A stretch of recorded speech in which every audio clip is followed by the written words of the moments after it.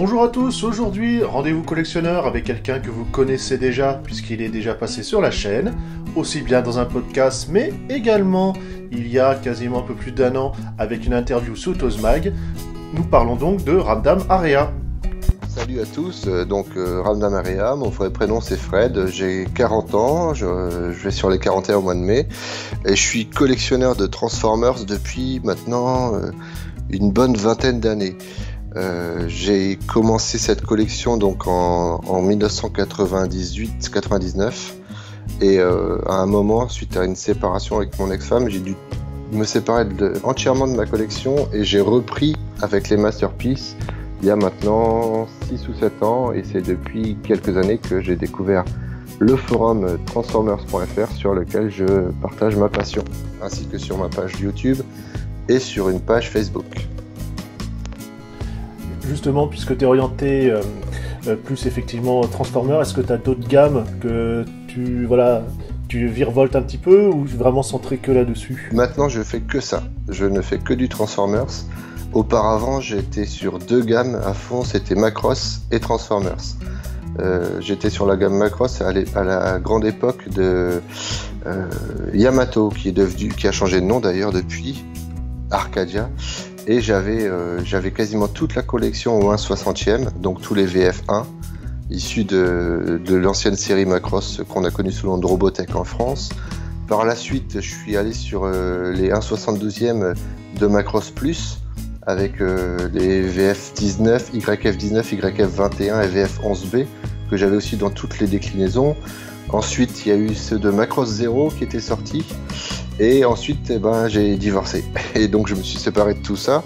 Et j'ai toujours suivi d'un œil plus ou moins intéressé ce qui se faisait. Je sais qu'actuellement, ils continuent toujours les premiers Macross. Ils ont refait du Macross 7, si je dis pas de bêtises. C'est ça, il y a du 7, il y a aussi avec le dernier qui est le Delta, qui est en cours. Qui fait qu'ils ont ressorti le VF4 Lightning. Oui, voilà. Alors ça, c'était quand les collectionneurs de Macross, c'est quand même le celui qu'on a longtemps attendu. Voilà, c'est le Graal du collectionneur de chez Macross, quoi. Et puis justement, en parlant de ça, à l'époque, au moment de sa sortie, il était à 350-400 €. Personne l'a acheté et quasiment là tous les ans, tu le trouves à 200-250 parce que il se vend toujours pas. Et le problème, c'est qu'en plus, il est cher et encore un peu plus cher, on va dire, que les normaux. Et en plus, c'est un 1/60e, mais entre guillemets de petite taille. Et par contre, l'avantage souvent dans la 72, c'est que comme c'est souvent des maquettes, des kits, ouais, ça te permet d'avoir quelque chose qui est beaucoup plus svelte, on va dire accurate, ouais, qu'effectivement les versions joueurs, figurines de collection. En tout cas, maintenant, c'est Transformers à 100%. Officiel et third party. Et voilà, justement... tu me coupes là-dessus, c'est impeccable. Ton avis justement sur ce parti, puisque ça fait quand même quelques temps que t'en fais, au niveau qualité ou cul entre deux chaises que ça peut avoir effectivement avec l'original. Alors au niveau qualité, les premiers third party que j'ai achetés c'était iGear, qui n'existe plus maintenant. Je crois que la société a coulé. Ouais, il y a eu un renommage pendant un moment parce que non, c'est pas nous, mais au final c'était les mêmes. C'était leur line-up qui était apparu dans une autre marque entre guillemets. Ouais. Et je me demande quand même s'il n'y a pas eu des transferts ou en tout cas des repiquages. C'est de la supposition, mais chez Yes Model. Oui. Parce que il y a quand même, quand tu compares avec le iGear, il y a quand même quelque chose. Surtout quand on regarde chez Yes Model les Conheads qui viennent de sortir, qui ressemblent carrément au niveau des ailes à ce qui se faisait chez iGear. Les ailes, les couleurs, ouais. Il y a quelque chose. Ouais, exactement. En matière de third party, alors il y a du bon, il y a du moins bon. Pour moi, le top du top, ça reste Fans Toys. Alors là, toute leur production, on a beaucoup de métal, on a des articulations sur les doigts depuis le tout premier, c'était Laser Wave, qu'ils appelaient Quake Wave chez eux. Ouais. Et ça reste du premium, je dirais, au niveau du third party. Ensuite, il y avait iGear, justement, qui était plutôt... c'était pas du premium, c'était de la qualité moyenne, mais ça avait le mérite... moi, j'avais notamment les 3 Conheads de chez eux, leur version Chug, on va dire entre Chug et Masterpiece, de Ironhide et Ratchet, qui était aussi à l'époque vendu à prix d'or parce que c'était rare avant que Takara ne fasse des officiels. S'y mettre. Oui. Ouais. Ensuite vient juste après Fanstoys au niveau des marques en sorte partie Batcube qui fait de bons produits avec un plastique de bonne qualité aussi, mais ce que je reproche à Batcube, c'est souvent des transformations très très difficiles, très complexes. Je viens de recevoir de chez eux les Insecticons, enfin leurs Insecticons qui sont sortis il y a plus d'1 an, mais je les ai trouvés en promotion. C'est quand même, c'est pas facile quoi. C'est pas c'est tarabiscoté. Voilà, c'est tarabiscoté. Et ensuite il y a la partie basse du third party, il y a Toy World qui pour moi fait pas de l'excellente qualité. Et puis il y a tout ce qui va être un peu, on voit souvent des prototypes sortir de marques qu'on ne connaît pas.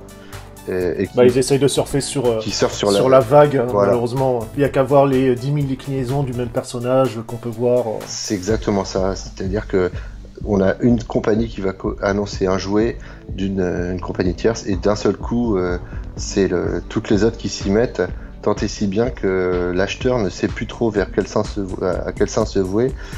Pour en avoir reçu un dernièrement, un Mastermind Creation, sous la référence Ocular Max, là c'est de la bonne qualité aussi. J'en ai deux, j'ai Sphinx qui est une version de Mirage et Terregis qui est Trailbreaker, qui pour moi sont de très bons produits, avec des plastiques un peu fins parfois qui peuvent sembler un peu fragiles, mais avec une finition qui est quand même assez sympathique.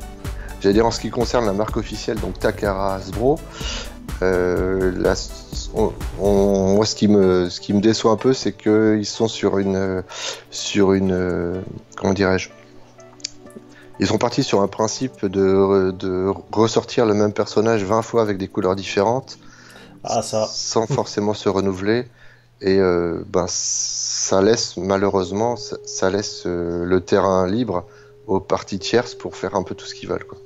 De toute façon, on l'a vu avec les Seekers, on l'a vu avec Shockwave, ouais. Voilà, il y a plein de trucs comme ça, c'est sûr que... Et encore, je trouve que quand même, depuis une bonne année, ça y est, ils commencent à comprendre, même dans les gangs, tu prends un Titan Returns, Legend, ça dépend de quel côté de la planète on se place, ils commencent déjà à se réintéresser aux collectionneurs. Ils ont peut-être vu enfin que on les a un petit peu trop laissés sur le bord de la route et on se fait piquer des parts de marché, ça commence à se voir. Rien à rajouter là-dessus, c'est clair que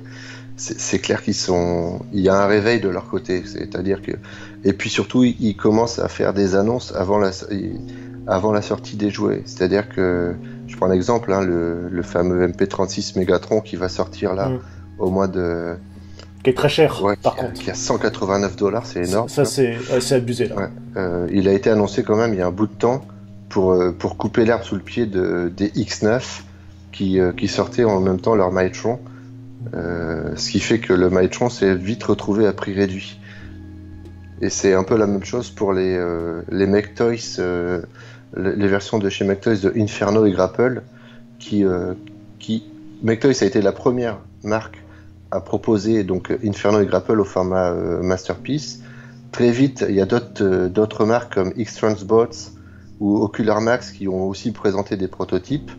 Et là, il y a une réaction assez rapide de chez Takara pour sortir les versions officielles assez rapidement avant de se faire vraiment couper l'herbe sous le pied et de ne plus rien avoir à vendre, quoi. Ouais. Et justement, puisqu'on parle de ça, tu peux peut-être nous en dire plus au niveau de ton partenariat commercial Étant donné que j'ai ma chaîne YouTube qui commence à avoir pas mal de visionnements, non, ça se dit pas ça. J'ai beaucoup de vues sur ma chaîne YouTube. Je suis allé au culot.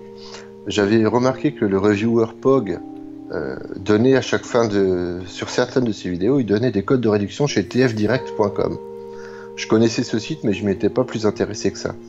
Je suis allé voir leur site et l'avantage qu'ils ont déjà, c'est que même si leurs prix peuvent sembler un peu plus chers qu'ailleurs, ils proposent les frais de port gratuits partout dans le monde à partir du moment où on a $150 d'achat.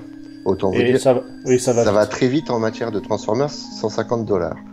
Je leur ai écrit un petit truc en disant voilà, j'ai une chaîne sur YouTube, j'ai vu que certains reviewers proposaient des promotions sur votre plateforme.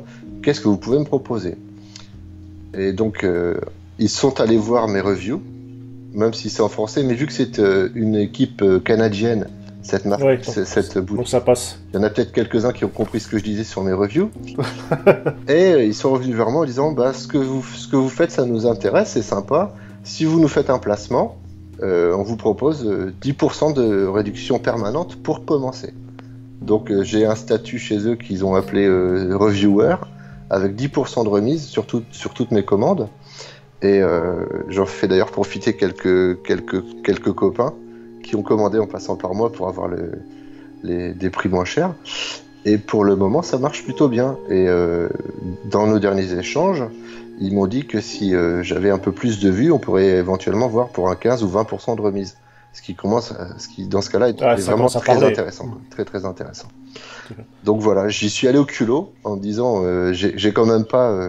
je suis loin des 25 000 vues par review comme certains, mais ils n'ont pas chipoté. Et au contraire, ils ont même apprécié mon travail, la qualité que je donne dans les montages, etc. Comment dirais-je, généralement, quand je fais la revue d'un produit, j'aime bien mettre des photos du vrai véhicule, d'où il est inspiré, etc. Parfois, je mets même l'historique de la voiture, quand est-ce qu'elle a été vendue, sur quel territoire. Et ça a été remarqué par certains non francophones. Ce qui est pas mal, hein, parce qu'effectivement, en dehors de la France, c'est un peu compliqué, surtout avec des rouleaux compresseurs, Angelus, Pogue. Ouais, c'est un truc de dingue, quoi. Bell's Collectables, que j'aime beaucoup, parce qu'il a l'avantage de parler un anglais très... il articule très bien, donc on comprend très très bien ce qu'il dit.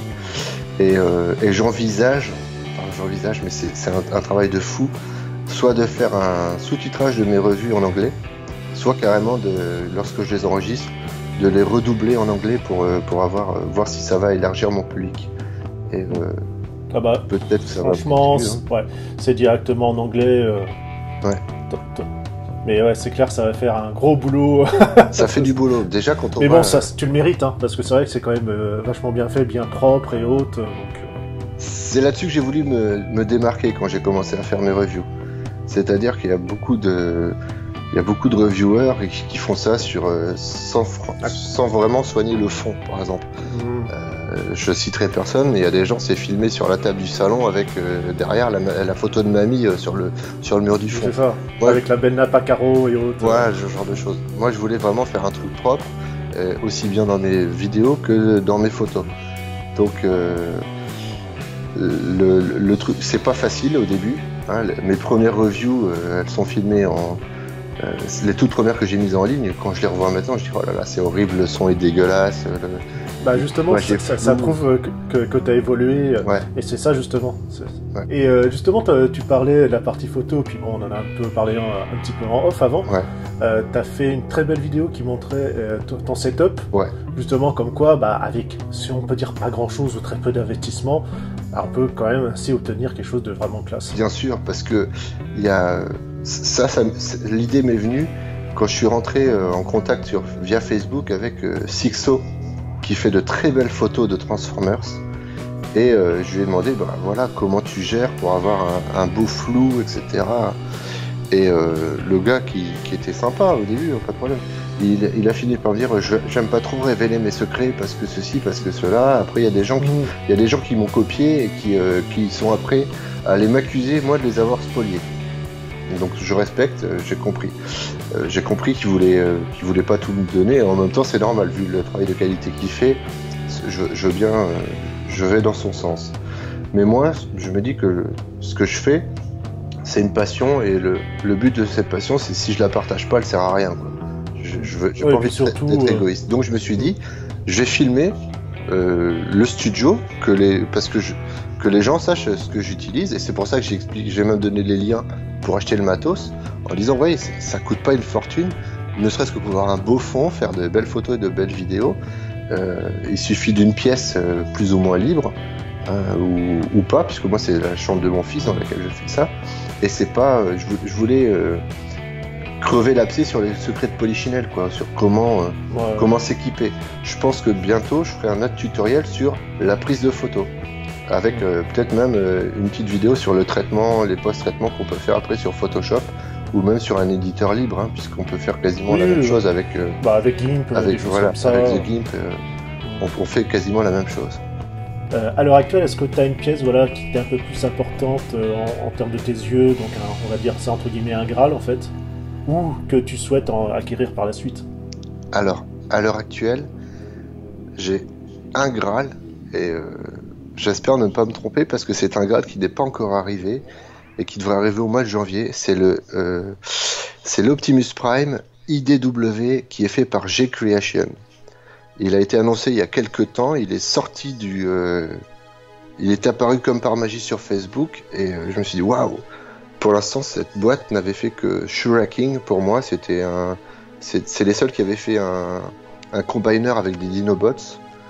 Et là, ils ont réussi à faire un personnage au niveau des photos, ce que j'en ai vu pour le moment, qui ressemble vraiment trait pour trait au Optimus version IDW Publishing, et aussi bien en robot qu'en camion. J'ai regardé hier la revue de Pog. Justement, j'allais te le dire. Ça a l'air un petit peu... comment dirais-je ? C'est un assemblage super complexe en fait. J'ai peur que, une fois qu'il sera en camion, si on appuie sur la cabine, que tout s'éclate, quoi. Parce que c'est vraiment du... c'est plus des pans, c'est ça. C'est que des pans amovibles. Mais c'est vraiment... c'est un jouet que j'attends énormément. Dans ma collection actuelle, celui dont je suis le plus fier, c'est un custom que j'ai fait. C'est quand même mon Optimus Prime version Transformers The Movie. C'était à l'époque où j'étais en Belgique. Je travaillais à l'OTAN et donc j'avais beaucoup de temps libre puisque ma femme était encore en région parisienne et je rentrais que le week-end. Donc à l'époque, je m'étais équipé en airbrush et j'avais entièrement refait ce personnage avec la peinture, de l'acrylique, quoi. Et j'en avais fait quelques photos, j'en avais même fait une review à l'époque, je crois. Et ça reste ma pièce préférée. Voilà. Et d'ailleurs, je trouve qu'en matière de Transformers The Movie, parce que c'est un leader class à l'origine, celui-ci, on a bien baissé au niveau de la qualité des jouets depuis la sortie du troisième film, quoi. Faut tirer sur les tarifs, moins de plastique, et puis même la qualité, le toucher du plastique, ça se sent quand même. Ça... Et Après, on verra, c'est comme tout, comment ça vieillit, dans 20 ans. Il se peut que, au final, niveau formule chimique, ça tienne, ou pas. C'est la transformation. Quand on voit justement ce fameux Transformers, cet Optimus qui est complexe, mais au final, qui se fait complexe et tout. Finalement, il se fait bien. Quand t'as l'habitude, il se fait bien. Et quand on voit à côté de ça celui qu'ils ont tiré du film Transformers 4, oui. Ils osent appeler ça du leader class, mais arrêtez les gars, vous foutez de moi, quoi. Il y a trop de trucs à bouger, et puis c'est un camion. C'est ça, c'est un Deluxe en grand, et encore, il y a des Deluxe qui sont plus complexes. Exactement. Sinon, en matière de Masterpiece, pour rester dans l'esprit Generation 1, comme on dit, mon Graal, c'est l'ensemble des Dinobots faits par Fans Toys. C'est vraiment... c'est massif, c'est bien construit, c'est plein de métal, c'est lourd, c'est solide, ça sent... je sais que ce sont des jouets qui vont perdurer, ne serait-ce que la qualité des boîtes de chez Fans Toys, où le jouet arrive complètement dans un... ça fait un écrin, quoi. C'est ça qui est joli, c'est pas qu'une bête boîte lambda, quoi. Protégé par tout un truc en polystyrène moulé à la forme du jouet, c'est juste génial, quoi. Voilà. Et justement, dans tes présentations, t'as la chance de pouvoir tout exposer, ou tu joues au carton, à Tetris avec... Tout est exposé. Ils sont tous en vitrine. Le fait aussi que je me limite au format Masterpiece, ça limite quand même pas mal les acquisitions, parce que je me fixe que sur une seule échelle, et si possible, un seul représentant par personnage. Mais grandes échelles, quand même. Ouais, c'est des échelles assez grandes. Par exemple, j'avais le McToys Inferno. Quand le MP Inferno est sorti, j'ai revendu le McToys. pour n'en avoir qu'un seul en vitrine. Parce que si je commence à garder tous les doublons, ouais, tu t'en sors je plus. m'en sors plus. J'ai fait la même chose pour Shockwave. J'ai revendu Quakewave de chez Fans Toys. Ouh, pas bien. Ouais, pas bien. Oh là là. Je sais, mais bon, je les ai même comparés tous les deux sur une de mes reviews. Mais je me suis dit, il faut que j'en garde qu'un seul, sinon c'est voilà, ça faisait un peu, ça faisait un trop dans ma collection. Fais gaffe, hein. Avec ça, Cerberus, il va venir te taper. Ouais, hein. je sais. Déjà, il était pas content quand je lui ai dit ça. Quand j'avais mis que je voulais le vendre, sur le site, il a dit, oh là là, ne te sépare pas de ça. De toute façon, c'est invendable. Faut vraiment que tu le gardes. Pas mieux. Trop tard, maintenant c'est fait. Il est parti trouver un acheteur. Il est en Espagne à ce jour. C'est un Espagnol qui l'a acheté sur eBay. Donc, bah écoute, j'ai fait au moins il est au soleil. Exactement. As-tu un souvenir voilà, qui sort un petit peu plus, on va dire, voilà, peut-être un peu plus enfant concernant tes collections en général, ou un jouet, même que tu n'as peut-être plus, hein, mais qui t'a plus marqué? Bah, c'était quand j'étais petit, mon père avait une boulangerie.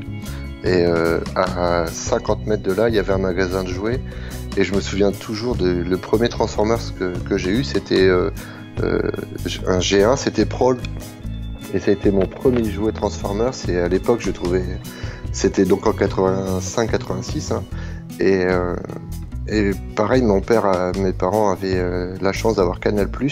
Et j'ai découvert à l'époque le dessin animé Transformers dans les années 80, à l'époque où il était diffusé entre Bioman et je ne sais plus trop, et Masque, je crois, à l'époque. Et ça reste des souvenirs de fou, quoi. Je me souvenais qu'on jouait aux Transformers dans la cour de récréation avec les copains. T'as le génial. Dessin animé, ouais. T'as ton personnage directement en main que tu vois à la télé. C'est normal. C'est magique, quoi. C'est magique. Et c'est... je pense clairement que c'est de là que me vient ce goût pour cette collection. Si j'avais pas eu ça quand j'étais gamin, quand j'avais 12 ans, aujourd'hui ça m'intéresserait pas. Enfin, je ne pense pas. Justement, est-ce que tu penses que tu te serais peut-être lancé vers une autre gamme ou pas? Si j'avais pas connu les Transformers, ouais, ce serait Robotech, Macross. Parce que ça j'étais plus grand quand c'est passé. C'était plus les années 89-90. C'était sur la 5. Et là, c'était... ma partie préférée, c'était Mospeada, qui d'ailleurs n'appartient même pas réellement au Japon. C'est pas du tout ça n'a rien à voir avec Macross, mais c'est Gold Harmony qui a remonté Macross, SDF, pour le refaire, c'est ça. Ouais. Puis commander des trucs. Ouais. Je pense qu'aujourd'hui, je serais resté là-dessus si j'avais pas eu les Transformers. Ce qui m'a relancé aussi sur le Transformers, c'était vraiment les Masterpieces. Puisque quand j'ai repris la collection, j'ai eu le MP1. Le MP1, c'était Optimus Prime. Bien stock. Voilà. Ouais. Alors, ensuite, le MP2, c'était Starscream. Non, c'était Ultra Magnus. Non. MP1, MP2. Ensuite, le Starscream, le MP3. Et j'ai pas eu le MP4 puisque c'était Optimus avec la remorque. Je suis passé au MP5 Megatron. Et en même... Avec les pieds qui rouillent. Voilà. Et en même temps, il y avait toute la gamme Alternators. Binaltech, qui était génial. Qui est génial. Et qui fitait au niveau de la taille super bien avec les premiers MP, quoi. C'était les voitures. Ouais, ça passe nickel. Ça passait nickel, quoi. Voilà. Et ça aussi, c'était une belle collection à l'époque. Et justement, dans tout ça, en termes sur... Bon, encore c'est bien présenté, donc ça doit peut-être mieux passer dans ton entourage. Comment la vue par rapport à tes collections est perçue? Alors, par ma femme, parce que c'est elle la première concernée. Bah oui, normal. Ça l'a jamais dérangé. Elle m'a toujours dit, je préfère que tu mettes de l'argent là-dedans plutôt que tu ailles fréquenter les bars en sortant du boulot. Voilà. Donc ça c'est pas mal. Et aujourd'hui... C'est bien. Ouais, aujourd'hui, cette collection n'est plus visible. Elle n'est plus dans le salon. Elle est dans une chambre. Donc, donc ça y est, ça te fait un coin à part. Voilà. C'est moins intrusif. Exactement. Comme ça. Auparavant, là où on habitait juste avant, c'était au milieu du salon. Donc, il y avait toujours des remarques amusées, mais jamais méchantes de la part des potes. Tu collectionnes, c'est sympa et tout. Et justement, ce qui paraît au début, je me souviens, les copains qui passaient, tiens, c'est quoi? C'est des robots? C'est le jouet de ton fils? Ah non, c'est les miens. C'est les tiens? Ah ouais. Et puis quand je leur sortais, alors souvent la réaction c'était, c'est des trucs de gamin. Alors je ressortais un, je disais, tiens, vas-y, transforme-le qu'on rigole 2 minutes. Et je pense que le gars, au bout de 5 minutes, qui galérait, il avait rien fait du tout. Je dis, tu penses que c'est des jeux de gamin? Il dit, non, c'est assez complexe. Et quand je leur montrais, je leur expliquais la référence à notre jeunesse, puisque de toute façon tous mes potes sont du même âge que moi, ils ont tous connu les Transformers. C'est plus parfois même limite, t'as de la chance parce que tu peux te permettre de collectionner ça, quoi. Mais j'ai jamais personne qui m'a dit ouais c'est nul, t'es un gamin, ou alors c'est pas de notre âge. Et d'autant plus quand je vais sur les forums et que je vois le nombre qu'on est à faire ce genre de collection de vieux. Hein. En France déjà c'est assez, on est un nombre, je dirais assez restreint. Mais quand on va aux États-Unis, quand on voit ce que ça engrange en termes de vente, tout ce qui est justement de toute façon, c'est énorme. Ouais, de toute façon, tu regardes en Europe, puis bon, on l'a déjà parlé dans les podcasts et autres, ça, entre autres, c'est que cette perçue, effectivement, tout ce qui est collection en général, hein, ouais. C'est un peu... On te regarde quand même bizarrement, même si, avec les années, ça évolue un peu. Ouais. En plus, tout ce qui est jouets, figurines, on n'en parle même pas. Encore, les Anglais sont... Voilà, un peu plus ouverts, parce que bon, ils ont quand même une grosse partie culture avec les États-Unis qui cohabitent, donc ils ont ça passe un peu mieux. Ils ont une pop culture. C'est ça. Ça passe un peu mieux, mais ouais, c'est sûr que par rapport aux États-Unis, ça n'a rien à voir. Il n'y a qu'à voir le référencement magasin, comment est traité, voilà. Là, comment les marques justement traitent leurs consommateurs. Il n'y a qu'à voir Toys R Us. Déjà, Toys R Us aux États-Unis propose du Masterpiece. Voilà. En France, ils proposent ce que Hasbro veut bien exporter sous nos cieux, quoi. Donc, c'est ça, et puis en plus, comme je dis à chaque fois, tu as le fait, en France, voilà, tu vas te retrouver avec la vague 1, la vague 2 de sortie. Mm-hmm. Après, tu sais pas pourquoi, tu arrives à la vague 4 ou 5 incomplète. Ouais.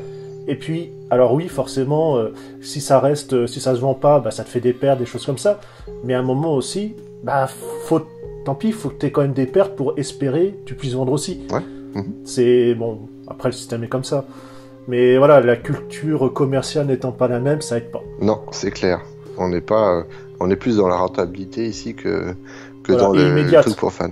C'est ça. Il faut que ça soit tout de suite. Il faut surtout pas dire tiens, on va laisser le temps que le système se pose entre guillemets, que les gens découvrent et peut-être qu'ils iront. Non. Ça marche pas chez nous.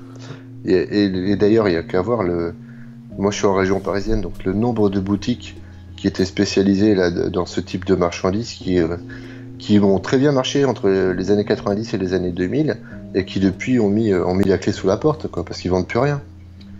Notamment aussi, je pense, à cause de la concurrence d'Internet. Oui, totalement. Je me souviens des magasins Boulevard Voltaire qui vendaient des figurines Macross notamment, ou même Albator, ou Evangelion. À l'époque, j'ai un peu collectionné les Evangelion. Mais ils vendaient ça 4 à 5 fois plus cher qu'on les trouvait sur Internet. Donc... C'est ça. Tu regardes Concis, par exemple. Voilà, concis.com, exactement. Voilà. C'était l'un qui avait, on va dire, pignon sur rue. Après, c'est vrai que, aussi bien sur le site que quand t'allais en physique, parce que j'ai eu la chance aussi d'y aller de temps en temps, ils n'étaient pas commerçants pour dessous. Non. Ça aide pas, franchement. Mais après, c'est vrai qu'aussi le système en France... t'as déjà t'as le coût de l'importation, même simplement, on va dire, en tant que professionnel. À ça, voilà. Ensuite, tu rajoutes encore, ce qui est normal, qui gagne un minimum d'argent. Ouais. Et au final, quand tu fais le compte, t'as des tarifs, mais exorbitants. Vaut mieux, effectivement, être particulier. Acheter Japon, États-Unis, n'importe. Au pire de taper la douane, tu seras toujours moins cher que l'acheter en magasin. Ouais, c'est clair. Et en plus, en étant particulier, c'est ça qui est fou, t'arrives à avoir ton produit, même s'il met 2-3 semaines le temps de venir, plus rapide que les boutiques elles-mêmes. Ah oui, puisque eux, de toute façon, vu qu'ils importent en masse, ça passe forcément par la douane, donc c'est forcément retenu un certain temps avant d'arriver chez eux. Ouais, et puis ça passe forcément aussi par cargo, puisque c'est des grosses palettes et compagnie, donc t'es toujours 2-3 mois minimum après les sorties. C'est vrai que c'est pas non plus facile de ce point de vue-là. As-tu envie de rajouter un petit truc ? Est-ce que ça s'est bien passé ? Pas trop torturé dans l'interview ? Non, au contraire, c'était nickel. Ça faisait. J'ai écouté les 3 autres que tu as déjà publiés, et puis je t'avais dit que je voulais le faire rapidement. Donc non, il n'y a pas eu de problème. J'ai pu trouver réponse à toutes tes questions, et puis je suis très content, une fois de plus de participer à ce genre d'interview, parce que ça donne de l'audience à ton niveau et ça va m'en donner au mien, donc voilà quoi. Exactement. C'est tout l'intérêt, quoi. Puis en plus, donc on n'oublie pas d'aller sur transformerfr.com Ouais. si l'univers Transformers vous intéresse. Le forum qu'il faut avoir visité. Merci Denis. Merci, Exactement. merci Super-Homme. parce que Super-Homme. Franchement, c'est Bah, comme il l'a marqué il y a quelques temps, 20 ans. c'est ça. 20 ans de forum. Il pensait dingue. pas, il pensait aller durer 2-3 ans, et puis 5 ans, 10 ans, et puis maintenant on est à 20 ans. 20 ans de forum, c'est un truc de dingue. À l'échelle d'Internet, vu comment ça tourne. Ouais. Et puis surtout sur une licence comme ça, quoi. Même si ça bouge régulièrement, mais bon, de pouvoir garder une communauté et que ça continue à vivre. Quand tu vois, tu as des forums, par exemple, même si ça allait, maintenant c'est une dizaine d'années, c'est tout ce qui est Miss Clo et compagnie, Mhm. bah, ça a quand même pris un sacré coup de pied dans le cul, quoi. Ouais, Hein. ouais. Bon, il y en a toujours, mais Mais bah, ça perdure pas pareil. Hein. Ce qui fait la force de notre forum, c'est le fait qu'on ait des jeunes qui viennent, qui s'y intéressent et qui se mettent dedans, quoi. On est un certain nombre d'anciens et il y a surtout la nouvelle génération qui arrive et qui prend le flambeau, et ça c'est génial. Parce que moi je me dis dans 10 ans j'aurai 50 piges, mais je pense que je serai encore là. Et puis il y aura des petits nouveaux qui auront 25-30 ans, mais qui seront peut-être à leurs 10 ans sur le forum. Donc ça va donner aussi encore une nouvelle dynamique. Voilà, tu regardes, bah, c'est comme les interviews que j'ai fait. Pour l'instant, c'est des personnes effectivement assez jeunes. Ouais. Et Ça fait plaisir, justement, bah, justement. celle voilà, qui arrive justement dans la 4e fait du Transformer, qui est un ancien membre justement du forum. Donc à date, vous l'aurez découvert forcément, Ouais. donc celle-ci publique, puisque tu es le numéro 5. Ouais. Voilà, c'est pareil. Il a un Transformer, il a découvert ça effectivement il y a quelques années, il a fait une petite pause, ce qui est normal. Hein. Ouais. On en fait tous à des moments donnés. Et effectivement, c'est sa passion aussi. Entre guillemets, ça fait une relève, une continuité. Voilà. Grâce à ça, le forum est toujours là, et nous aussi. Ouais, c'est clair. Et vivement dans 10 ans, comme on dit.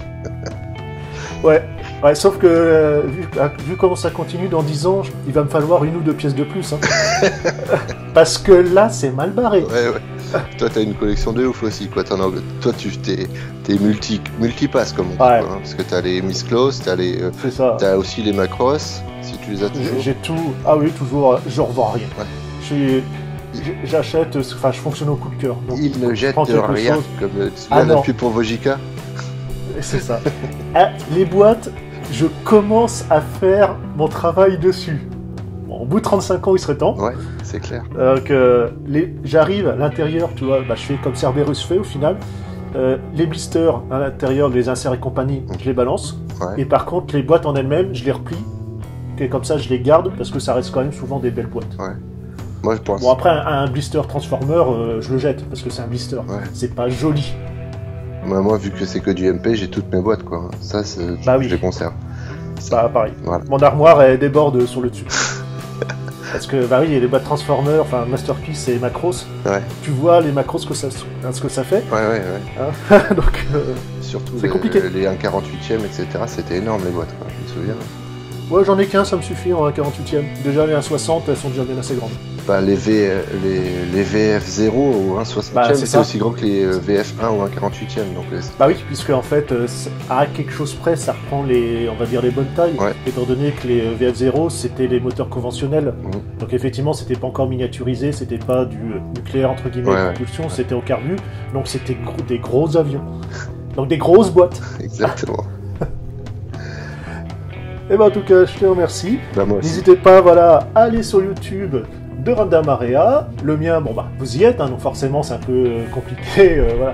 Promenez-vous-y, hein, tout simplement, le forum, et on se dit à une prochaine. Merci. Salut.